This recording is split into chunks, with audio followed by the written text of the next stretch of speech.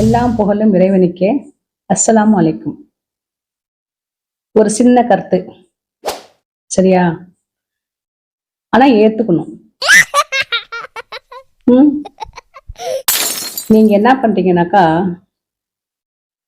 பிள்ளைங்களா நீங்க இருக்கும்போது பெருசா வளர்ந்தாலும் சரி, இல்ல சின்ன பிள்ளைங்களா இருந்தாலும் சரி, படிக்கிற பிள்ளைங்களா இருந்தாலும் சரி, வேலைக்கு போறவங்களா இருந்தாலும் சரி, எதுவா இருந்தாலும் சரி, ஆனா உங்க வீட்டுல உங்களுடைய பெற்றோர்கள் சொல்ற பேச்சு கொஞ்சம் கேட்டுக்கோங்க. ஏன்னாக்கா சொல்லுவாங்க, கண்ணே நீ போகாதேம்பாங்க. உங்க என்ன சத்த சொல்றது, நாங்க போறோம்ட்டு போவீங்க. ஆனால் அங்க போயிட்டு உங்களுக்கு சின்னதா ஒரு கடுகளவு கஷ்டங்கள் வந்துருச்சுன்னு வைங்க.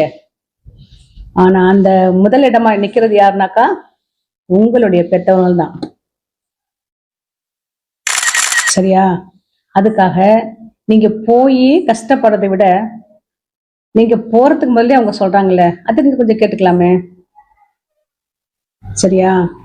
ஏன்னா வீட்டுல நீங்க அம்மா கிட்ட இருக்கட்டும், அப்பா கிட்ட இருக்கட்டும், நீங்க சொல்லலாம், நான் ஏன் கேட்கணும், வேணான்னு அம்மா சொல்லும். ஆனா உங்களுக்கு பிடிச்சவங்க யாராவது கூப்பிட்டாக்கா இவங்களை நிராகரிச்சு நீங்க ஓடிடுவீங்க.